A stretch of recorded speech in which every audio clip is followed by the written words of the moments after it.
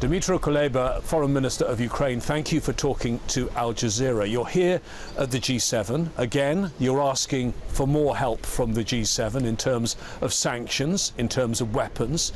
Let's start with the weapons. The EU has announced that it's going to give another over $500 million, bringing the total to over $1 billion that it's giving to buy weaponry for Ukraine, including heavy weaponry. In terms of the G7 as a whole, is that enough? Is that what you need? Well, it's not really me coming here and asking for more help. It's about me coming here and continuing implementing the fair deal that we have with our Western partners. And the deal is simple. You give us everything that we need and we will stop Putin in Ukraine at our costs, because this is our land and we fight for it. I believe it's a mutually beneficial relationship because the Russian aggression is not aimed only against Ukraine. When it comes to the European Union, actually the additional 500 million euros to the European Peace Facility, they bring the total sum to 2 billion. So it's now 2 billion euros that the European Union has allocated to the military defense needs of Ukraine. And of course this is much appreciated. We still have some outstanding issues with regard to military supplies, but in principle we are now in a much better position compared to where we were, let's say, months ago. And I would like to commend the leadership and the important role of the United States, who convened a meeting of the coalition of the willing in Ramstein, Germany, to make some important decisions on the supply of weapons necessary for Ukraine to win in this war. You said there are things you still need. Multiple launch rocket systems. Yep. You've been promised them, you don't get them. We are not getting them, not because the promise is broken, but because it takes some time to arrange that supply. This is a pretty sophisticated weapons that requires some additional decision-making, training, maintenance. But as long as I don't have them on the front line, I will keep saying that we need them, because you know, I only tick the box when I know that soldiers already have this certain weapon and using it against the enemy. Do you have a box yet for Western fighter jets and training on Western fighter jets? Because it doesn't look like there's an appetite to give you that. It's definitely on the list. It's we are realists, and we understand that this is something that we may get in the very end of the list, but we keep it on the agenda. In terms of sanctions, I think many are surprised what's happened in nearly 3 months now, the amount of sanctions that have been put in place and some of the commitments that have been made by Western nations. There's a new EU sanctions package under discussion, and that would go even further. It would stop oil imports from Russia with a carve-out for certain countries, Slovakia and Hungary. As you know, there is one country at the moment that is blocking that, Hungary. Why do you think Prime Minister Orban is blocking that? Well, the official line of Hungary says that this oil embargo, as it was proposed by the European Commission, does not accommodate a number of Hungarian concerns. And therefore the European Commission engaged in a conversation with Hungary to accommodate those concerns. Now on Monday, which is in 2 days, the moment of truth will come, and we will see whether Hungary was blocking the oil embargo because of its national concerns and the attempt to make the European Union accommodate them, or they are doing it for some other reasons of higher political consideration. You talk about higher political consideration. Clearly, during the opening weeks of this crisis, Hungary had an election campaign, and there are some who believe that Prime Minister Orban was somewhat constrained by that, and now he's reverting to his more pro-Putin position. Do you think that's a possibility? Ukraine and Hungary are neighbors. Hungary is a member of both NATO and the European Union. And there are maybe difficult moments between us. as it is the case now, but we will always overcome them. Whatever, it takes time, it's painful, but the moment will day when we leave these differences behind. I believe being pro-Putin is, inconsistent. Is inconsistent, yeah. It's inconsistent with joining EU efforts to help Ukraine to fight the Russian aggression. If it's inconsistent then, if Orban goes ahead and vetoes this package, what action should the EU take? Well, I'm afraid the European Union will face a precedent, a risk of creating a precedent when the unity was broken, and when the unity on Russia was broken. And this will be the first such case since 2014. I believe that it will cause a lot of damage for the European Union itself, and I have trust in the wisdom of European politicians and the European Commission, who will find a solution to this extraordinary situation. Because the amount of oil that Hungary is buying from Russia is incomparable to the amount of oil that the rest of the European Union countries are buying from Russia. So it's not about the volume and the amount of money that Russia will make on trading with Hungary. It's about the principle. Is the European united? Is the European Union united or not? There'll be people watching this interview around the world who are well aware of the effects of the war, even if they're watching far afield in Africa or Asia, because we now have a global food crisis as a result of this war. I know there have been discussions here about the grain, some 40 million tons of grain that is stranded in your country and you can't export because you no longer can send it by sea. What sort of measures are being planned to try and get that grain out of Ukraine, and how important is it that that happens very soon? If you live in Africa, Asia, or even some European countries, and you cannot buy sunflower oil on the market or in the supermarket, you should know that it's happening because Russia attacked Ukraine. If you see increasing prices and shortage of flour and grain in your country, the reason is because Russia attacked Ukraine. We have a lot of agricultural products, the entire crop from 2021 in our warehouses, ready to be shipped around the world and prevent the world food crisis. The only reason why we are not doing it is because Russia continues blocking our ports in not allowing exports. So there is no other reason for the global food crisis but the Russian aggression against Ukraine and their unwillingness to unblock our ports and guarantee security and safe passage of commercial vessels to take crops out of our ports to the global markets. There is no easy solution to this because every solution depends on the position of Russia.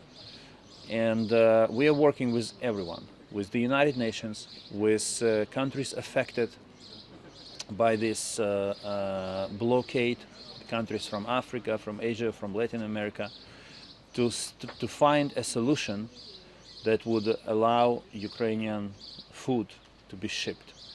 And if Russia hates us, attacked us, wants to destroy us, then at least it should think about those in the world who believe that Russia is their friend and allow the export of Ukrainian food to the world. Using the railways, that's your plan now, is it? Or do you have a military plan to try and retake Snake Island? That has little to do with resolving the food crisis program, the global food crisis. Snake Island is important from the military perspective, but the perfect solution to ensure the export of Ukrainian goods is for Russia to drop the plan to attack Odessa and its ports, to deblock the safe passage from Odessa to the Bosphorus in Turkey.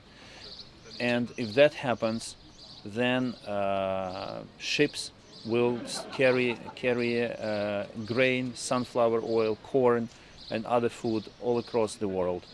Currently, we are using railways to reach ports on the Baltic Sea and ports in Romania. The problem with these railways is that they cannot carry as much crops as we need. Basically, both of these routes are kind of bottlenecks. You can use them, but they cannot solve the problem entirely. If you got the grain out, clearly that would help a little bit your financial position, and you're in a position where lots of your country now needs rebuilding. We are this month the 75th anniversary of the Marshall Plan, the plan that helped the US rebuild much of Europe after World War II. Does your country need its own Marshall Plan now?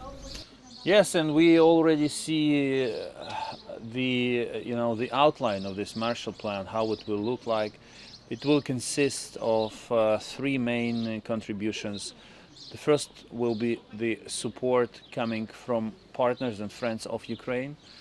The second and the largest amount of money will come from the frozen Russian assets, which will be handed over to Ukraine. And there is a sufficient amount of those assets to reconstruct and rebuild Ukraine. If Russia destroyed it, it's more than natural to rebuild everything with Russian money. They have to pay. They must pay for all the damage that they inflicted on us.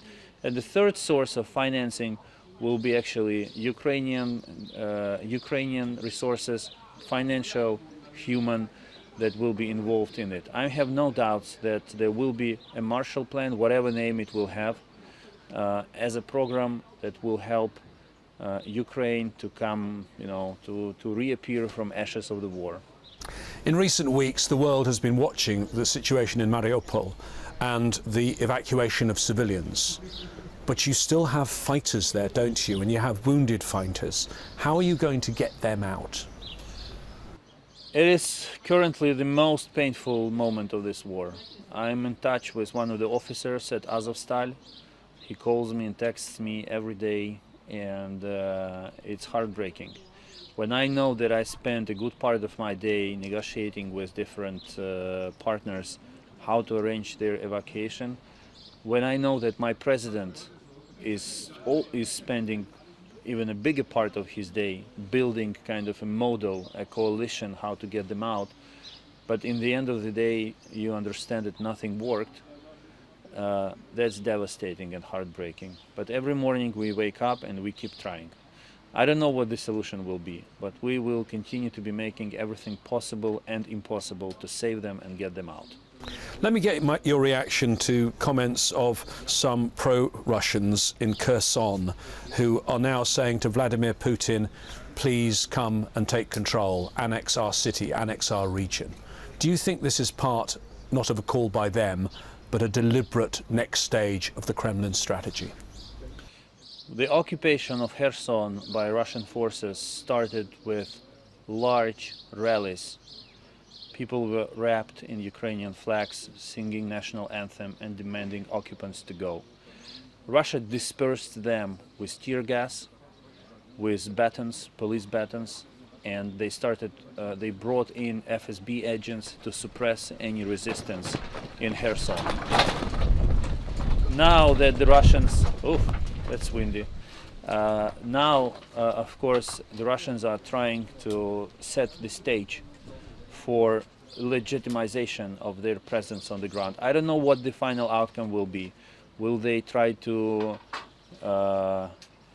attach Kherson to Crimea? Will they try to set up a new region and recognize it? It's still unclear, but it is absolutely clear that Russia is trying to root itself in Kherson, and it considers Kherson region as its territory. We have a different plan, and we will fight to liberate these people and this region from their presence. You still want to join NATO and the EU ultimately. Let me ask you first about NATO, because you're not going to join that anytime soon, but two countries are, Finland and Sweden. Russia says that it may retaliate if they join NATO. Do you think they need to be worried? No. Russia is not as brave as it pretends to be. They will not take the risk of a military conflict with NATO. And in terms of that accession of Finland and Sweden, if they finally put their formal application in, and it could happen at the summit at the end of the month, we hear that President Erdogan of Turkey has said that he doesn't find it possible to have a positive view of this at the moment. What is your reaction that Turkey is taking such a line on this? Well, it's hard for me to answer that question because, frankly speaking, I do not follow in every detail the Swedish and Finnish accession process. I have a lot on my plate every day, but I think that they will eventually make it. Let's turn to the European Union then. You've put your application into the European Union.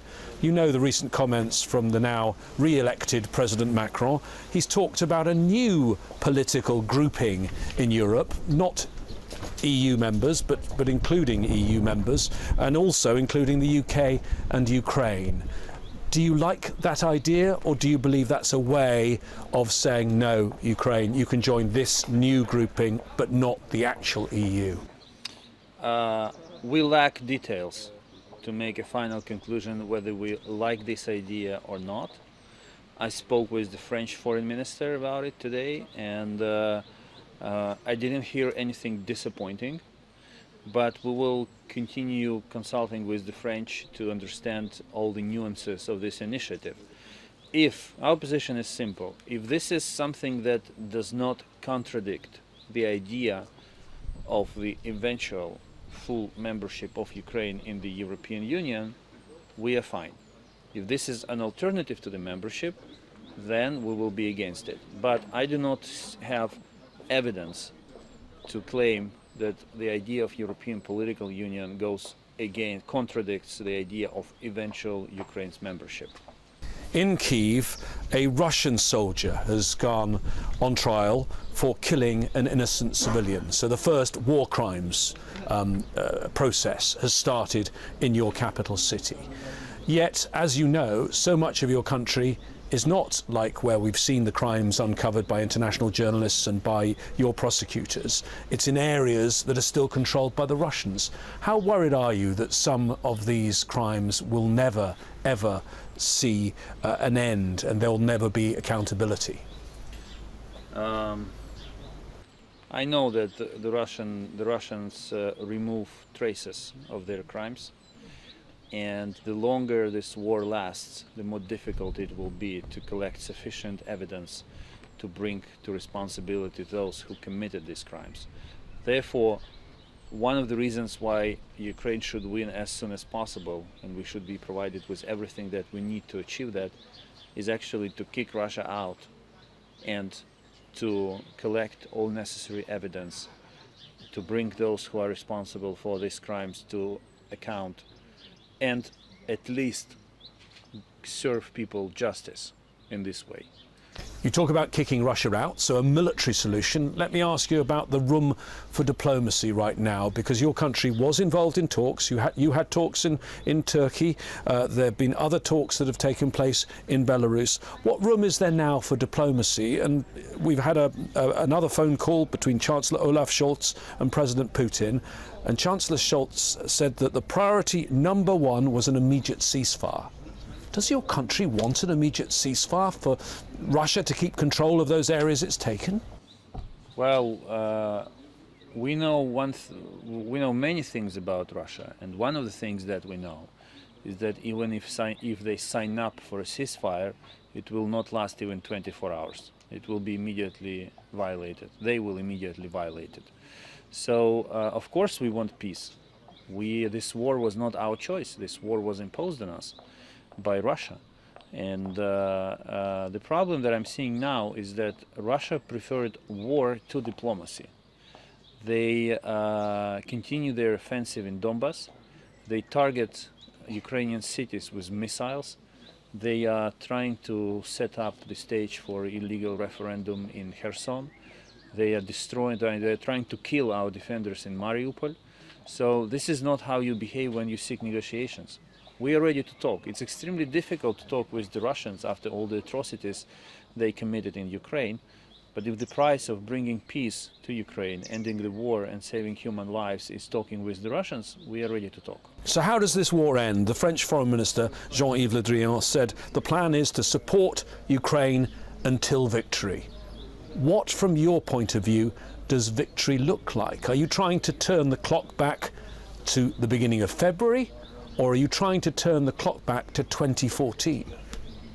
2014. So you want to get all of the Donbass and you want to restore Crimea to control by Ukraine. I'm a Ukrainian foreign minister. How can you expect me to say that I do not want to restore territorial integrity of my country? The question is the following. No one in Ukraine or in Europe seems to have doubt that Ukraine will win. The question exactly is, what will victory look like? And how specific elements of victory will be achieved. Some things can be regained by military force, others can be regained by diplomacy. In the end, victory is a combination of two: military victory on the ground and diplomatic victory at the negotiating table. So we will get there. I think I appreciate your curiosity, your interest in how the victory look like. I do not know the exact parameters yet, but I give you 100% that we will win and Russia will be defeated. This is also another element that everyone has to understand. Victory of Ukraine implies defeat of Russia. Finally, many of us watched the events of 2014. We saw what happened then and are probably surprised by the Western resolve that we've seen and the support that you've had. Many were surprised early on that Nord Stream 2 was cancelled, that Germany changed its defence policy. But do you have any lingering worries that as time passes from that initial shock of the attempt to take Kyiv for the initial invasion of the country, as time passes, that publics in countries will move on to other things, media will move on to other things, and then eventually governments will move on to other things, and the resolve will begin to melt? This is the reality that applies to every war, because for the reasons that you mentioned. But I'm afraid that the brutality of Russia and their obsession with military conquest will not allow anyone in the world to forget about their aggression. Foreign Minister, thank you very much for talking to Al Jazeera. Thank you, sir.